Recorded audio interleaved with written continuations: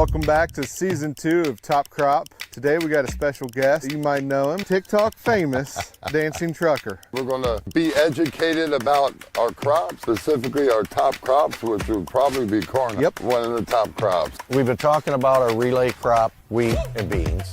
We are out doing some tissue sampling on the relay beans. It is June 18th. Yeah. 2 weeks we'll probably be in harvesting this. Hopefully what I have set up will harvest it properly. Welcome in. How's everybody doing tonight? Another episode of Top Crop TV coming to you this week. Season 2, episode 6, Green Thumbs, Red Faces. Our latest episode just dropped tonight on RFD TV. If you missed it and didn't set your DVR, feel free to do so. RFD TV every week at 5 p.m. Eastern Standard Time. Or join us here live on all the channels, all the platforms, every Thursday, somewhere between 7 and 8. We had some technical issues tonight, so apologize for the delays getting started, friends. I've got our good friend Dan the Hammer Litkus here tonight. Dan, how you doing, sir?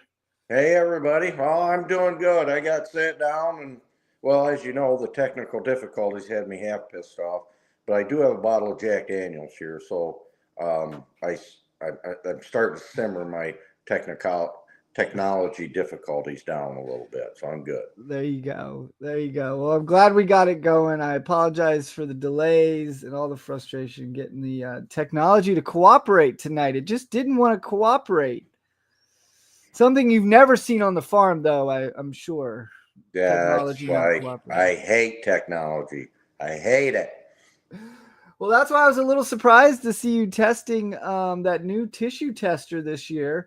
Some high-tech technology there. What did you think after taking a look at that deal? Okay, so I got to back up now. Well, I like that technology. Right. That's loaded. Now, mainly because if you'll notice in the show, someone else is running it.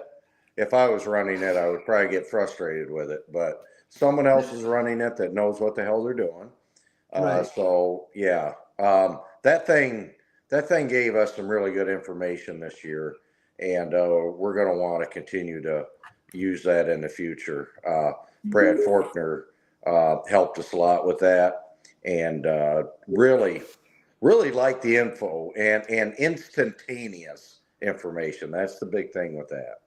Yeah, instantaneous and fairly accurate. We compared it to a few lab sources, 19 or 20, I presume. What was our some of our results on that? Are we going to use it again next year is what I'm getting at. Well, the macronutrients, it was really close to spot on, dead on. There was, I would say, of all the micros, half of them were pretty accurate. Half of them we believed there was a deviation, that they weren't real accurate. And the company probably agreed with that. During this last year, they supposedly have been modifying that with their algorithms and I can't talk computer talk with you, but the things that they have to do to fix that. And I believe this next year it's going to be a lot closer. And that was expected, right? I didn't expect this thing to be dead on all the way through. I mean, that's almost impossible, right? But I got especially with a new technology like that. I mean, I got a lot of faith in this thing going forward, as good as it was on basically the first season out. So I think it's a good tool. Well, it looked like y'all were getting some good data from it. Brad Forkner, your nutrition management specialist, was helping run it in the fields. Tell us your relationship with Brad and what does he help you guys do there on your farm? Okay, so Brad's probably one of the smartest guys I know. He knows a little bit and a lot about everything. I mean, everything. So if you got a question that you can't get answered, Brad's the guy to go to. If he don't know, he'll find out. He's a really good guy. He spends a big chunk of his life trying to help farmers, trying to just figure out all these problems that farmers have. And he spends a lot of time and a lot of effort doing it. Really good guy. We really enjoy our relationship. Well, I don't know nearly as much about farming and the agronomy side of things as you do, but I do know that every time I hang out with Brad, I learn something. He's got an incredible way of communicating the information in a way that even somebody who hasn't been farming for a long period of time can understand it, and that's pretty valuable. So we're grateful to have had Brad on the farm there running the Leaf Tech tissue tester that you'll see in this next episode with Dan.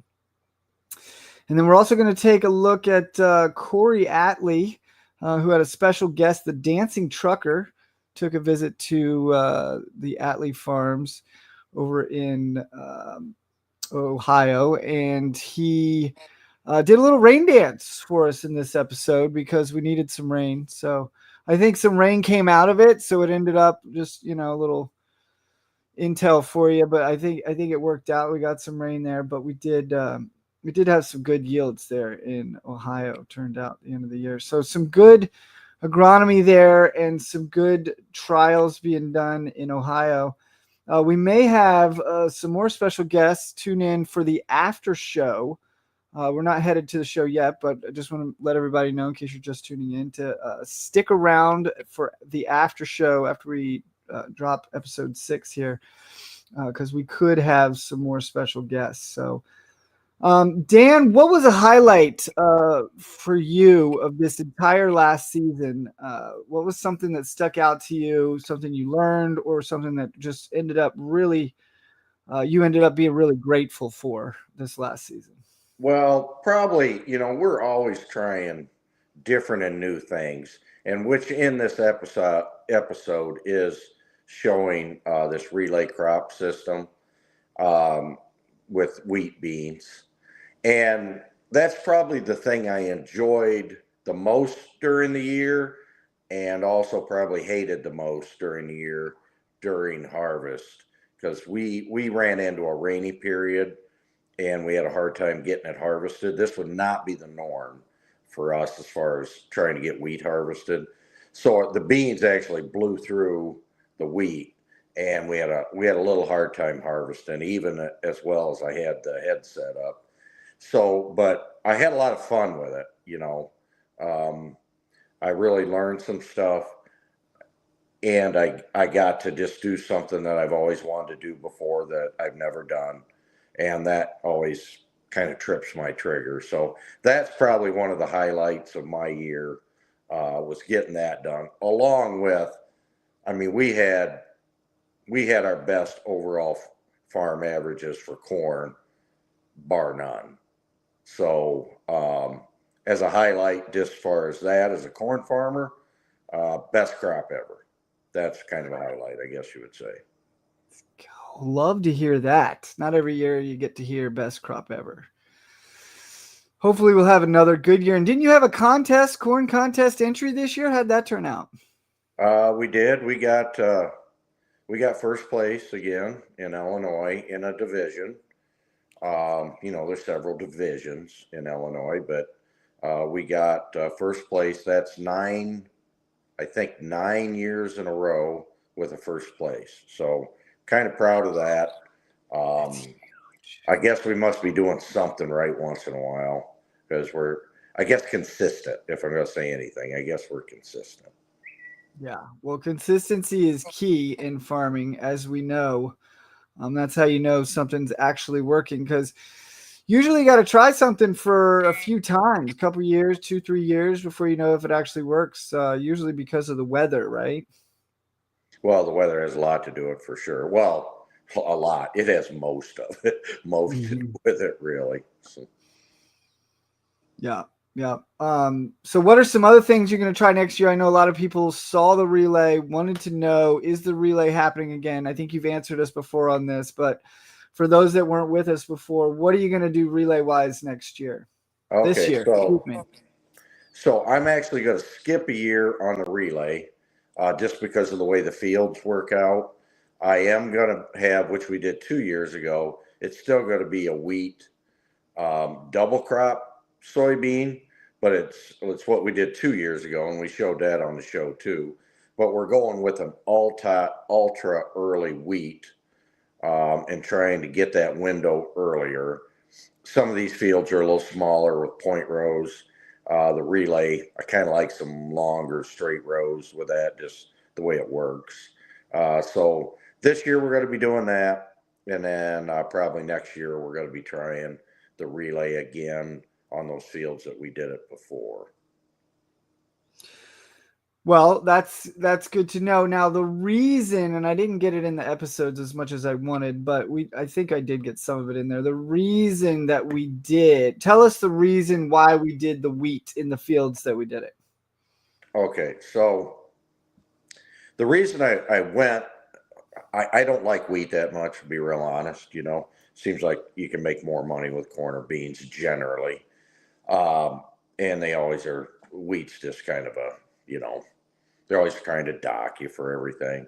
But the real reason I went down that road to bring wheat into my rotation was that we were having a horrible white mold problem in those particular fields. And we were doing it every other year, corn, bean, corn, bean, corn, bean.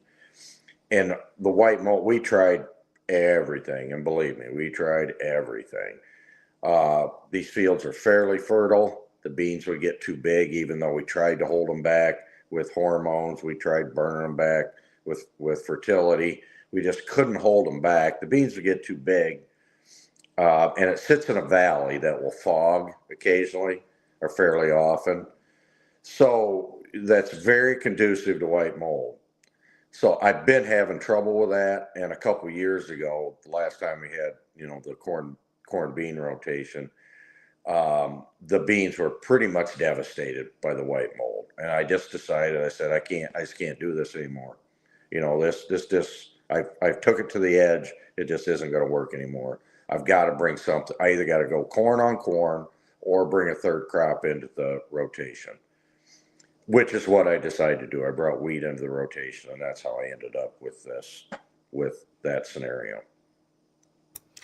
So wheat's going to help keep the field. What is the wheat doing for those that don't know?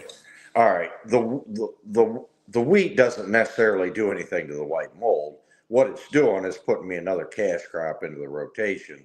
And then if I have the beans, whether they are relay or double crop, your chances of white mold are almost nil, because you're planting these beans at 1st of July, 10th of July.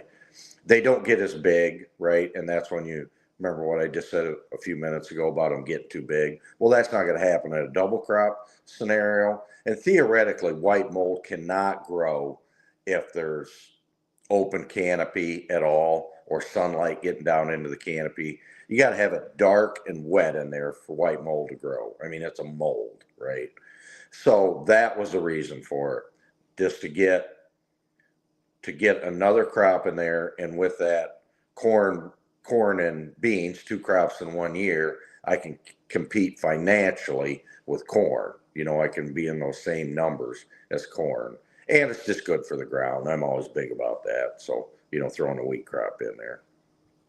Yeah, you take amazing care of your soil, Dan, and taking some really rough ground to new heights, I guess you could say, in your area.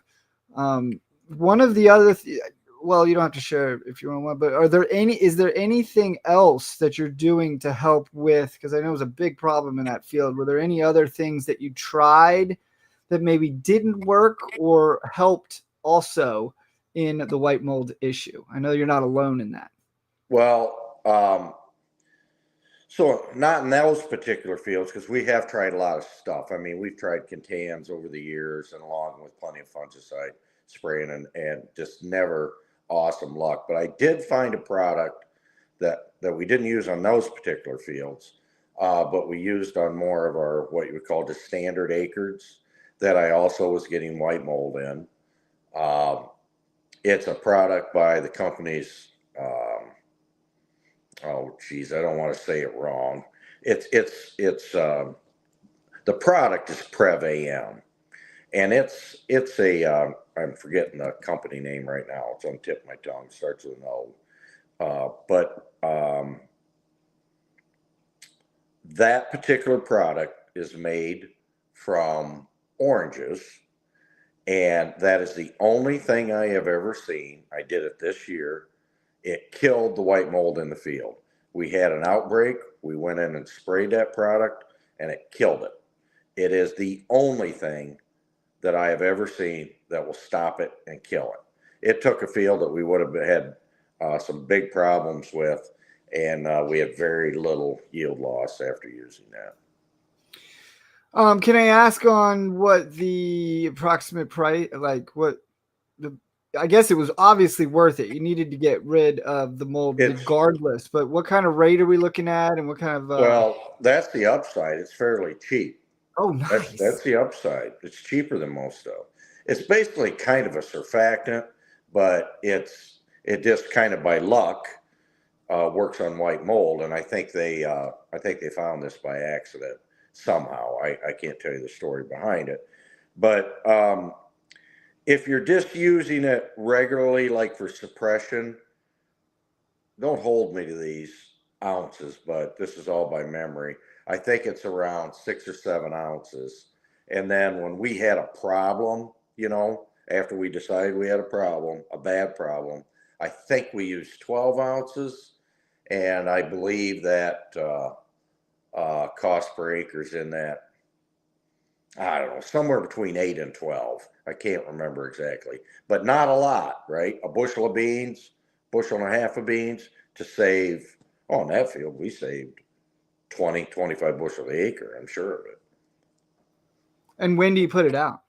When you see if you're going to put like your fungicide out, they would kind of like you to put that preventative out with it when you're putting the fungicide. But the higher rate that I used, which was for control, I guess you would say, we did that at first sign of seeing the white mold. I mean, physically seeing it. And you got to be scouting your fields to find it, because white mold you won't notice for a week or two after it's infested. Once the plants start, you seeing the tops dying, right? You got to walk a little bit. So you got to know if it's coming in. But I was scouting the fields, and we hit it then, and we did an amazing job of stopping it. No, that's encouraging. That's good to hear. I know some other folks probably would want to try that product as well, which is why I ask about it, because white mold can be an issue. Was there any other major issues this year besides the crazy weather? Some of the issues, bipolar weather. No, I mean, we had a pretty good year. Bean yields weren't stellar because of real dry in August, right? Corn, we got some good rains in July, and the corn seemed to have enough with those rains to carry it through. The beans didn't quite have enough, so they lost some yield. We just had an average crop of beans, but the corn was just stellar. I think another rain or two with the corn, and we would have been even over the top of what we already did. Because I mean, we did go about a month without rain in August, and you would think that would have tailed us off, but we did really well. No, that's interesting stuff. Good that you had a good year. I know in farming it's a gamble every year. You put it on the line to hopefully be able to make things keep going the next year. What's a tip you'd have for farmers I know this past year that have been struggling because they didn't have a good year? And I'm sure you've had years like that as well. What are some of the things you do? Like, I know on the East Coast, they had incredible storms. They lost all their crops. Do you have any words of encouragement for folks in this type of scenario? Well, farmers you usually don't have to encourage a farmer, because, I mean, at least in my mindset, if I have a failure, and I have them plenty, there's always next year, we're always looking for the next crop. What can we do next time? What can we change? What can we do better? So I guess if I have any words of encouragement, it'd just be, just because things didn't go right this time, that doesn't mean they won't next year. But also learn from whether it was maybe a mistake or it was, if it's just weather, right? You can't do much about weather. Except, I'll back up a little bit. There are a few tools nowadays with weather that you gotta, like, they're called stress mitigators, and we use some of them. We try to use some fairly reasonably priced ones. Can make a difference in dry weather. Fungicides will make a difference in dry weather. Too much rain, that's one that's really hard to do anything about besides, your tiling and your drainage of your farm. But if it's just too much rain and cloudy, that's one that's really hard to do anything about. So just, if you're, try and try again is what I always say, and try harder the next time. That's about the best encouragement I can give.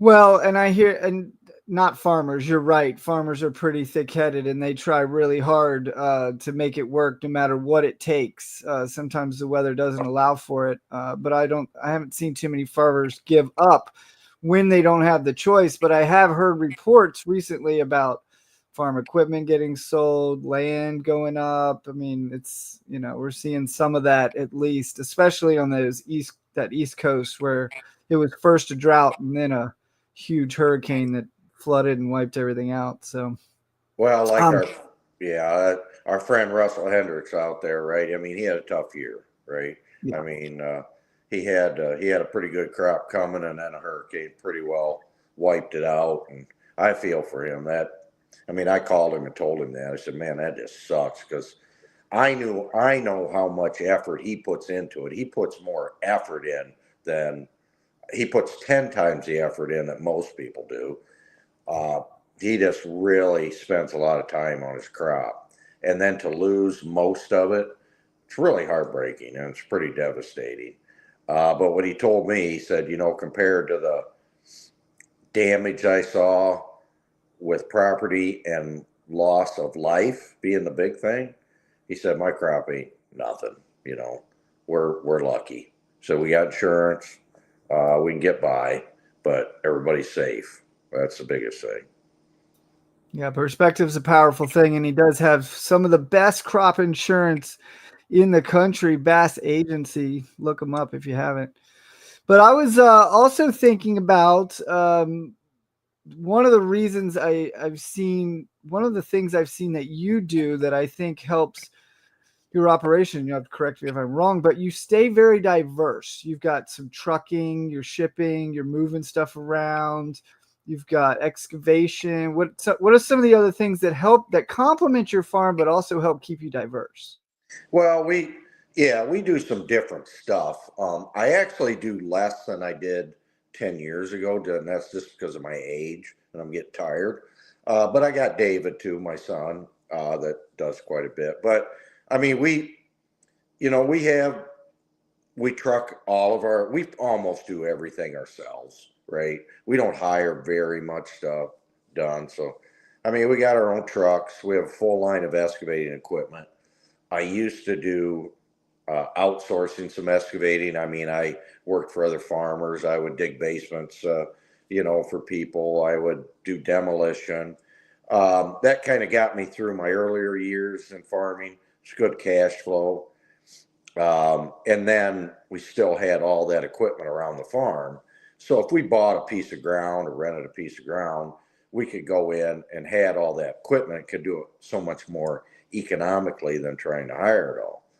So that's one of the things. We have cattle, have 100 cow-calf cattle operation. There was quite a few years that didn't make a lot of money, but I kept them around. I kind of want to keep them around just for my kids to learn how to care for stuff. If you got cattle around or livestock of any kind, it just teaches you a lot of really good lessons in life. So we did keep them around. And now they're actually making some money. Cattle's good right now. So, in fact, we're calving now. David's kind of in charge of that, but we're calving, having good luck so far. We had really good luck last year. Other things, we sell some black dirt. I'll try to pick up $1 anywhere I can. I think I've told you the slogan: turning trash into cash. We'll take some feed stuffs that most people wouldn't use, and we'll figure out how to feed them and make good of it. So those are just some of the things we do besides grain farming, to help the whole operation roll. And did you mention? Did I miss it? David does a lot of the spraying, some custom spray stuff too, right? Yeah, he's got a big self-propelled sprayer. After he got out of college, we decided that was a good investment for him to buy a big. I think he bought that. It had a few hundred hours, or it was new, a self-propelled. And then, I had my own sprayer, but it wasn't self-propelled. I did everything myself. But when he came in, I thought, well, it kind of gives him a business model. So I hire him now to do it. So that gives him some income for the sprayer. And then he also does some outside custom work. Also, not large amount, but some, again, to kind of help make the payments on the sprayer. Absolutely. And y'all were talking about doing some UAV stuff too this year. Is that still happening? Yeah, actually, David again bought a drone. Best Way Ag has been helping us with that. We got the drone is actually late in the year, so it's too late to do fungicides. But we did do some aerial seeding of cover crop in beans. We did that, and then we're kind of setting up for this next year. I think we're going to do quite a few different things with it. It was just today that we ordered. I say David actually ordered a new trailer, a drone trailer through Best Way. It's Best Way. It's one of those top-notch trailers that you see. And we're actually going to have one of the prototypes that have like a fold-out, as long as I get it done, a fold-out deck up top, so you have a wider area up there to land the drone. So we're really looking forward to what we can do with this thing. I don't even think we know yet all the different things we can do, but it's going to be fun trying. Yeah, on an operation like yours, you do a lot of plots and trials and testing, even for your farm or other companies and locations. Is that something that maybe is going to help you spoon feed and maybe save some money on applications and stuff, or what do you think? Well, that'll be awesome for that, for like if you want to do a trial where you can just send that drone out and, I don't know, maybe do 24 rows or whatever, right? You don't have to, the big sprayer, you got to mix everything up, and it's a little hard to do just strips or small amounts. Unless you're doing like every other pass in a field or something, but this drone will be able to do that. There's some fertility things that we'd like to do more often, but we didn't want to keep driving through standing corn crop, because of damage. So with this drone, we might do some weekly fertility things in a small area, but trying to figure out if it pays or not. So those are one of the many things we're gonna try to do. No, that's exciting stuff. I can't wait to see that on the farm this year. I remember we tested it last year, that UAV, and it was doing some pretty cool stuff. And the cover crop ability with the UAV is very exciting, I think. Yeah, I think we're going to be doing quite a bit of that, actually. Yeah. What any other covers you guys play with, cover crops this year? Anything? We added, my standard is usually like ryegrass and oats mixed when we drill it in, but that's after the after a soybean crop. Something you can do when you're aerial seeding like that, you can put a few more different things in because you can get seeded earlier, right? So we put some brassicas in with some rye. We're playing with that a little bit, and that's just to maybe capture a little more nitrogen or get you some more nitrogen in the spring. So yeah, we're breaking that up a little bit, and there's some government programs that will actually pay better if you can have a multi-species cover crop, and we're just kind of delving into that, so see if we can get some decent payments for doing these cover crops. No, that's interesting. That's sounds profitable for doing covers. Yeah, I think actually there's certain programs, as long as they hold, you can actually turn a cover crop into, a lot of people call it, well, kind of, it is a cost, right? I mean, you got seed, you got the application, then you got to kill it, or you let it go in the spring, but however method you're doing it. So there is cost with it, right? But if the USDA is going to pay you pretty much, there's some programs that'll pretty much pay all the cost, and I would even say there's a small profit in there on top of all the costs for doing it. Well, that's kind of a no-brainer.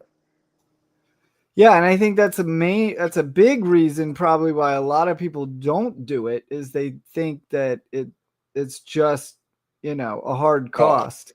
You're right. Yeah. Yeah.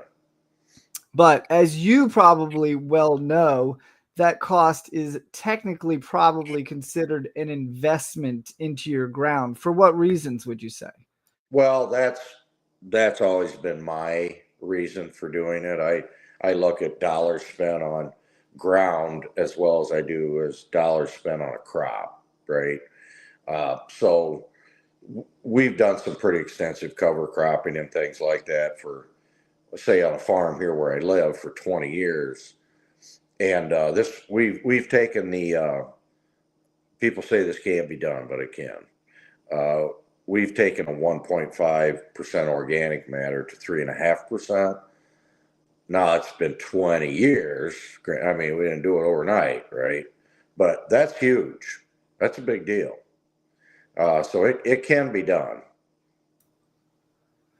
Yeah, and some would say that it might be wise to consider the soil itself as a living organism or one of your crops also. Would you agree with that statement?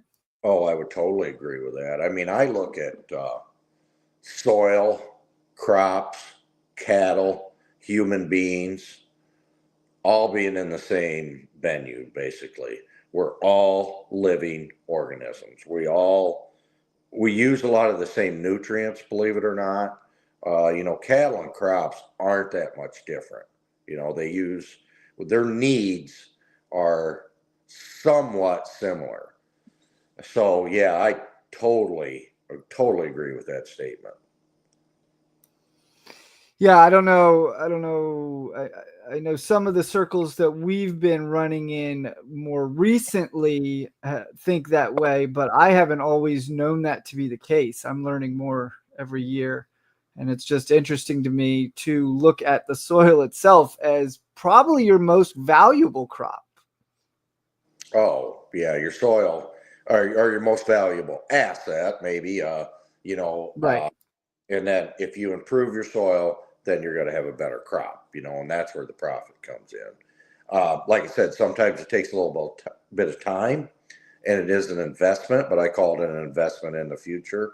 I don't necessarily have to have my money back that first year, but if I'm going to either like buy or rent a farm, I'll give myself 3 to 5 years to change that farm into what I want it to be.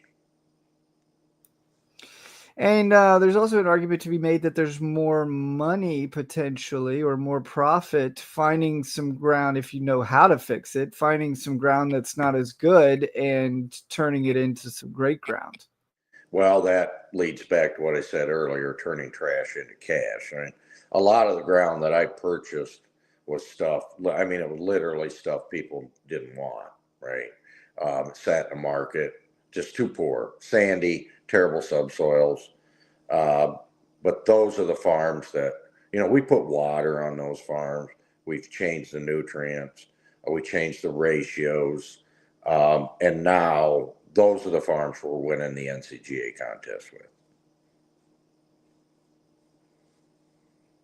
Oh, well, that's what we like to hear. Winning, winning, winning. If you're not first, you're last, they say. So I think Ricky Bobby said that. that's right.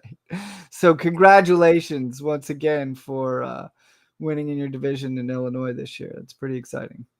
Well, thanks. We always kind of set out hoping we'll get a first, and I haven't been disappointed for quite a while, but I don't want to jinx myself. So. Well, in this episode, we're taking a look at wait, did we get, was it just Brad in this one? Yeah, it was just Brad. Just kidding. I get confused because of all the editing I'm doing, trying to keep the shows coming out. But yeah, we'll have Corey Atley in this episode. I think we'll get ready to roll it here. Dan, I want to thank you so much for joining us tonight. I know you got a lot of work. You get up early in the morning, especially with the cattle, and I really appreciate you being with us. You're welcome to stick with to the end. We got another 24 minutes. We'll hopefully maybe have some additional guests at the end of the episode here, but I think it's about time to roll it. What do you think? All right, have at it. Thanks, all right, let's go. It's time for new season top crop. The health of our soil is going to contribute to us making money. I call it turning trash into cash. I'm still looking for big wins. I think it looks good.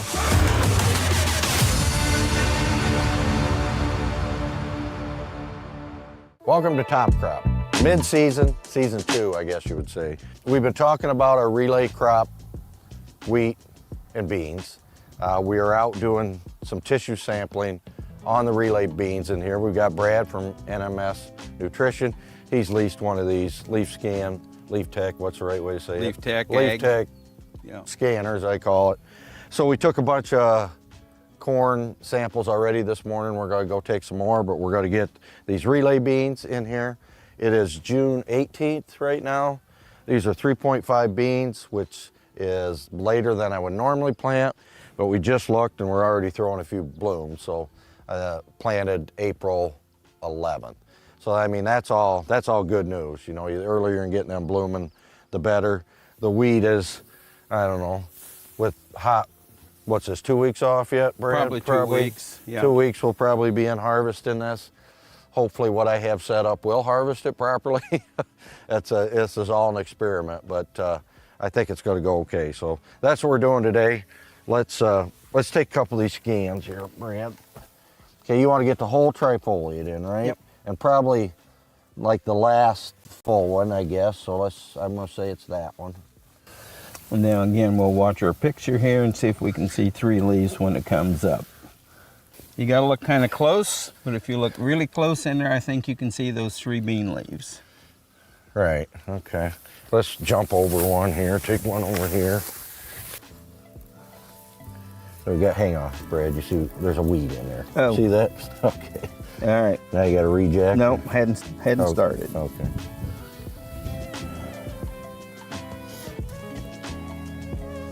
See the blooms? They were just starting blooming. And before summer solstice, I guess you would say. Always a good thing to see that. Early planted beans, that's how you can get that done. Now the only thing I'm a little concerned about with a relay crop is, you know, the stem, well, they're nodulating. The stem stays narrower, I think, and they're trying to grow taller because, you know, they're trying to get up and out of the wheat. But once the wheat's off, I have such wide rows, I'm hoping they're just gonna bush. But like I said, it's all an experiment. We're gonna see here. So let's get another one, Brad.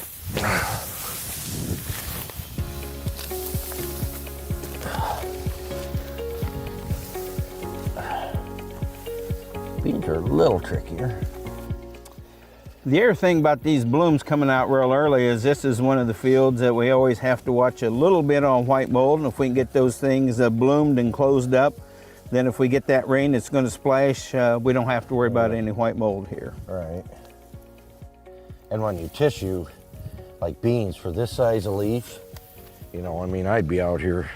It takes at least, maybe it doesn't take as many as I think. We but went ahead and sent in plants to You- let them you sort. did? We did. Okay, all right. So I would take, you know, shit, at least 10 trifoliates Yeah. at least to get enough mass, when they're only that big. So, but I think this one will just see what the leaf tech thing says. And you're so. typically, if the corn that we're shooting today is going to be in the 4.2, 4.3 range, I would expect these beans on nitrogen to be 5.1, 5.2. They're just They're that always much. higher. They're always higher in nitrogen this time of year. They're higher in calcium too. Have you noticed that? Yep.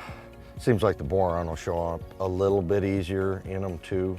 I don't know, just certain things it does. Yeah, they show up higher. And potash is usually a little bit higher to start with, and then it falls off. But okay, let's move on to something else. There's basically 2 million pixels that shoot through this leaf. 2 million pixels. Hang on, go back, open, okay. It's a little more of a challenge to get a trifoliate in there and keep them flat and not overlap. You try to put all 3 of the trifoliate in, don't you? Yep. Yeah. It's a little bit like when we were doing the wheat here the other day on the relay wheat. Yeah. Is how many pieces of wheat to get in there to get an accurate reading without confusing the pixels. So this gives us NPK, this gives us boron, zinc, manganese, magnesium. Most of the micros. Yeah. Molybdenum, we're working on getting it in there. It's harder to detect cobalt, and so it's going to be one of the later ones. Right now we are up to speed and comfortable with corn, soybeans, and cotton. We are getting close on wheat, and there's a beta thing on here, and we are now starting to add the palms, or like apples and oranges and fruits and vegetables and those kinds of things. So, do you know what this is, Brad? I mean, it was off here and it's here too. I don't think it's part of that injury. this looks like an early blight of some kind. Well, and there was shit growing on, yeah, like like, see these? I mean, they're, looks like a wart almost. I mean, see that? I'm gonna put a little bit more fungicide out here with another app here, but right here's more of it, see? Yep. And that leaf's all messed up. Another thing that we're doing, the sugars, octane. We gotta have that sugar. We gotta have the kelpine for the stress mitigation. And then the big one, something we found out just 2 years ago, we've been toying with and we found it consistent.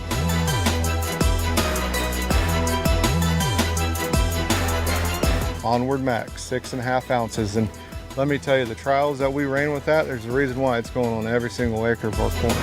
We've been very happy with the roadability. They've been very smooth on the road, not bouncy. They don't have the loud sprayer noise. So we're going to be putting a lot of high road miles, a lot of heat in the summertime. So we're really excited to see that, and the less compaction, our clay soils getting over it, and sometimes even tougher conditions. We have a very aggressive warranty on these. They're 7 years. It even covers field hazard and stubble protection, which means that, see how it really does feel. We have a great quality tire and we're standing behind that. Cornstalk stubble is extremely hard on tires, so that's really good for us.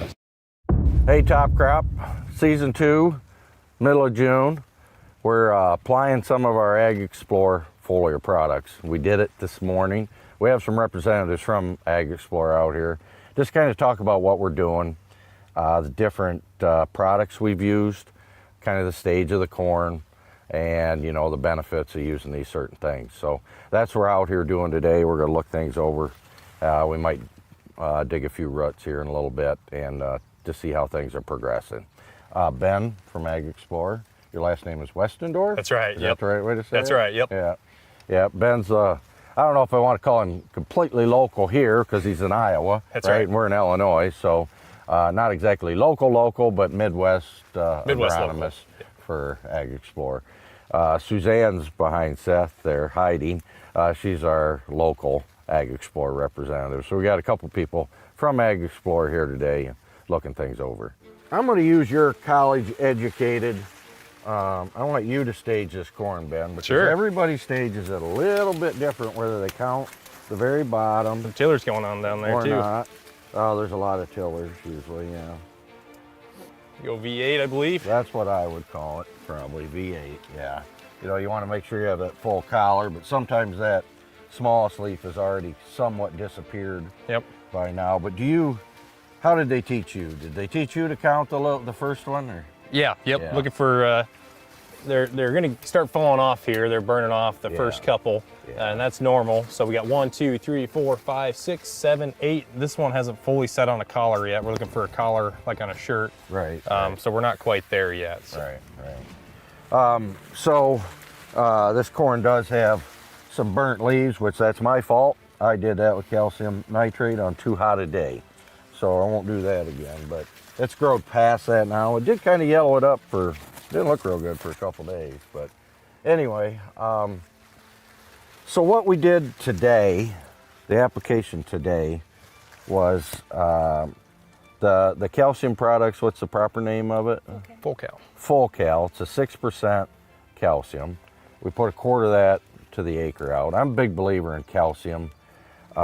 If you look at the tissue samples of like the highest yield guys, they will be high in calcium, and sometimes it's hard to do with liquid products, but the guys with the highest yields are usually in calcitic soils. They've got base saturations of calcium, some in the 80s, right? I mean, Francis Childs, you remember the old, are you too young? I might be too young to remember Francis Childs. Well, he's too young for that, but that's back, he held the dryland corn record forever.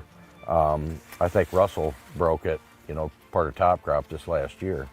And he's in a very calcitic area. I haven't asked Russell just exactly where his are, but high calcium soils will grow really good crops in corn. But you can help with calcium products. We use gypsum, some of these other things, and try to add some different calcium things. So that's the reason we're looking at calcium a lot of different times. We also use potassium acetate. Your version is it Nutrac? Nutri-K. Nutri-K. Nutri-K, yep. Nutri-K. Okay, which is a potassium, it's a straight potassium acetate, isn't it? That's right, yep. Maybe with does it got any fulvic or anything in it, or just straight potassium acetate? It does have some technology in it, yep. Yeah, okay. It's just a little different than your normal potassium acetates, but I've used a lot of potassium acetates over the year to help get potassium into the plant a little bit later season. You can have very high potassium levels in the soil, and some of ours are pretty good, but it gets locked up in the soil, and it's hard to get it into the plant, So sometimes you got to add some of these different, either foliar or, maybe something you're wide dropping in with some potassium to try to get it immediately available if you're really trying to achieve high yields. So I believe about V5, V6, we put Architect on this. And the KSB it's a multi. It's got potassium sulfur boron. That's where the KSB comes from. KSB, that's our local hospital, KSB. I saw that. Yeah, Catherine Shaw Betcher. Okay. We're going to try to stay out of there today. Yeah, right. Before that, at planting, we had 2 products at planting, didn't we? Was it Octane? It was Adrenaline and Upward. I'm going to let you explain those 2 products, what they were. Yeah, so Upward and Adrenaline are 2 starter fertilizer products. It's not a commodity fertilizer, but they're technologies that go with your starter fertilizer. Upward, what that's really meant to do is go in a 2x2 situation. Works really well in furrow as well. But if you're using something like a 10-34-0 in a 2x2 situation, it makes sure that fertilizer stays right where you put it and is available to the plant a little later on. Adrenaline is just an absolutely technology-packed monster. You'll see just extreme root hair growth, making that cast that bigger net of those roots so that the plant can take up those nutrients later on in the season. Yeah, roots are always key, especially in high yield, and that's one thing we always strive for is really good roots, and that can come through added products or good soil biology helps with that too, compaction and all that. We use some manures, so lots of times we have pretty decent roots, but if you can enhance that, there's sure nothing wrong with that. So anyway. This got Architect, you said? Yes. And I don't know, what do you normally see from Architect?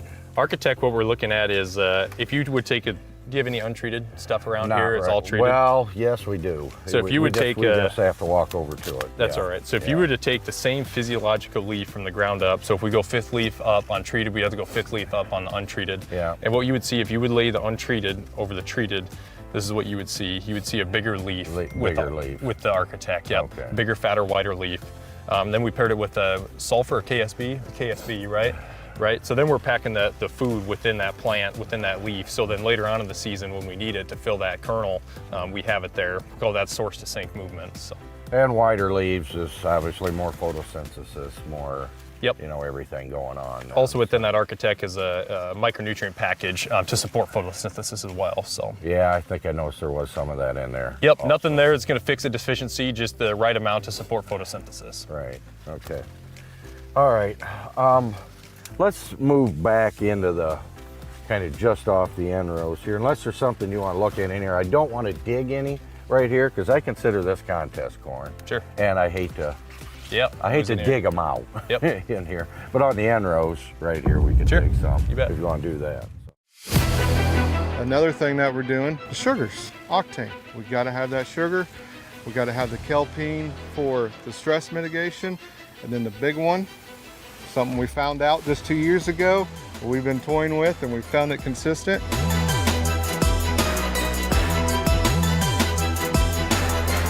Onward Max, 6.5 ounces. And let me tell you, the trials that we ran with that, there's a reason why it's going on every single acre of our corn. Fungicide we're using is Veltima, because our 3rd year with it. It's been working great. There has been some tar spot already spotted in northern Ohio. Normally we've already flown all this corn, but we was able to wait until July 26th today.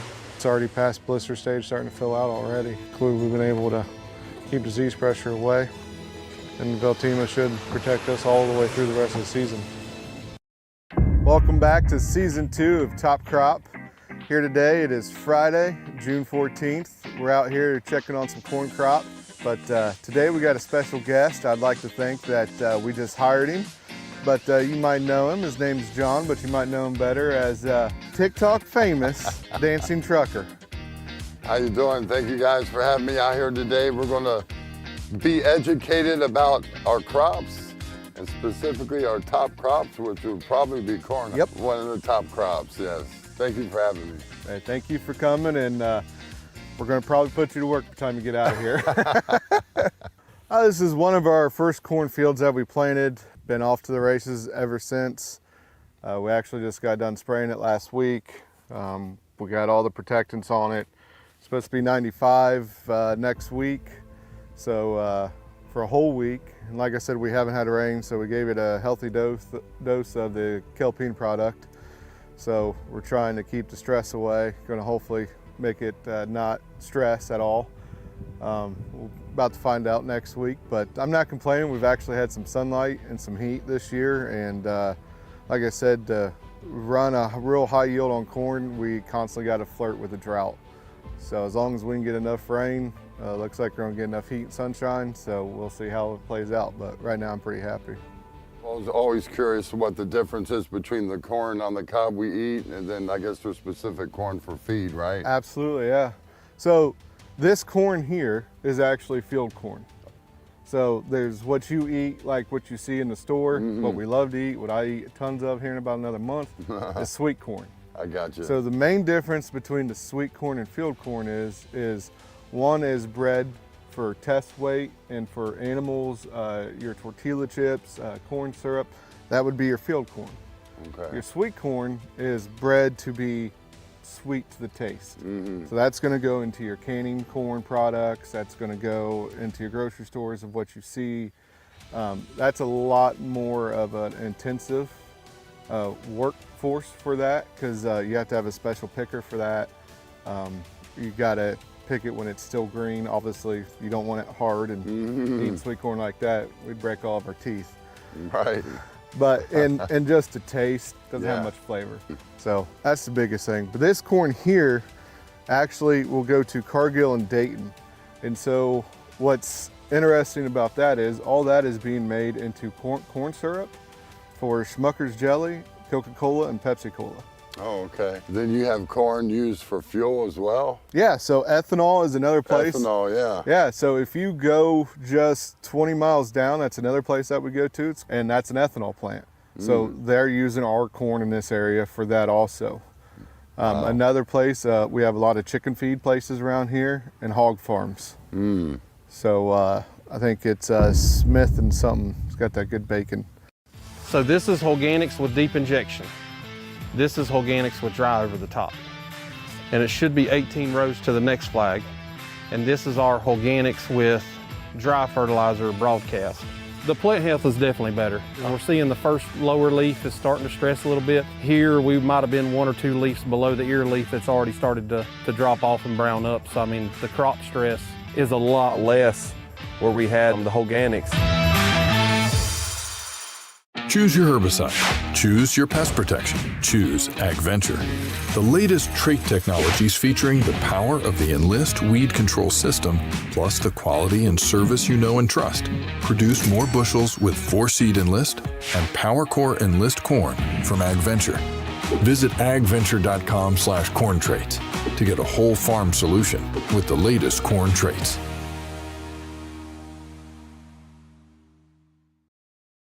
Rest would be the river. We haul some corn and beans down to the river, and that's going to go down more for exporting. Okay. So, I mean, I could go to. So you even go across seas with it. Yes. Yeah. Yep. Nice. Yep. We're kind of lucky where we're at in this location. We're only an hour away from the river. You know, 30 minutes from Dayton, 20 minutes from an ethanol plant. We have a lot of different areas we can take our corn. So you pretty much stay busy year-round during the winter. Do you invest in taking care of your fields during the winter time, or? Winter time is trucking. That is okay. so Just shipping. We have over 1 million bushels of grain to haul out of corn and soybeans. Yeah. And to give you an idea, one semi can hold about 1,000 bushels. To give you Are how you many hiring? trips we got to take. I told you I'll put you to work. I might start hauling corn. It's an intense process from start to end, but this is what I love, just watching it grow. I've said before, it's kind of like your wife gets excited having a baby and watching your kid grows. I don't know, men just don't have that attachment right that a woman does, but a farmer has that attachment to their crop because we prepared the soil, prepared the seed bed, laid the seed. We're watching it grow, we're taking care of it, we're playing doctor, making sure it's healthy and needs everything that it needs. And and at the end, it's a very rewarding feeling to see that yellow gold coming out. I mean, because at the end of the day, that's hopefully, we make enough money to pay back the bank and all the loans it took to grow all this. And we get to, not only feed America, but we are feeding the world with this corn. Yeah, definitely. Those are things that, like I said, when I'm driving down the highway and I'm looking at these acres and acres of corn, I'm kind of curious about what gets eaten, what doesn't get eaten for human versus animal. And then you touched on the ethanol part of it, and wow, you could always use some rain now and then, though, couldn't you? Yeah, as you can tell, we could definitely use some rain. So I might have to do a little rain dance for you guys. I'd greatly appreciate it if you did a rain dance. Make it rain. It's always more fun when people dance with me. Oh, really?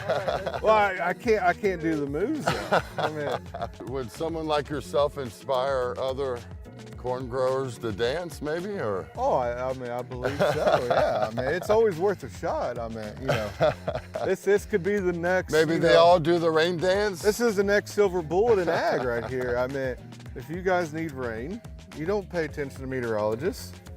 You go do a dance. You go do a dance. If nothing else, it'll at least make you feel better, even if you don't get the rain, right? There you go. All right, I guess I'll give it a shot, but I don't know the moves, so. Throw your arm up in the air and rock from left to right, and. All right, I'll just.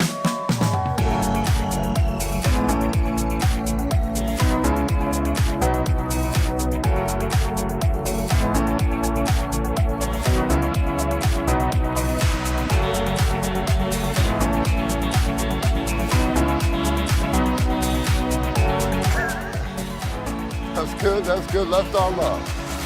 Hey, right on.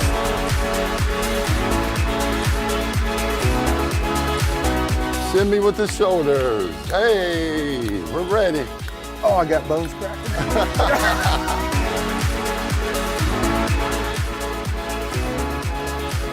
Where you at, Rain? Where you at? Bring it. Think we did it. That's gonna put a smile on someone's face, I guarantee you. Oh, Yeah, this is so different. Never danced in a cornfield before. Back in the day, now people hear that song online and it's the Dancing Trucker song. That song's been around for 35 years. Right, write that down. Let's go, ladies and gentlemen. That was episode 6, Green Thumbs, Red Faces. I appreciate everybody tuning in tonight. Special thanks to all of our sponsors, Ag Explorer, BASF, and the rest. Look them up on our website. If you haven't been to the website, it's topcroptv.com. We do have the shop there. Lots of merchandise. We got the hats. We got the beanies. We've got fleeces, we've got long sleeve, short sleeve, you name it. There's even some co-branded stuff there for our Ag Explorer friends. Are presented by an exclusive in plant nutrition sponsor. Always good to have them on board, and we're so grateful for them. If you haven't checked their products, they were here in this episode.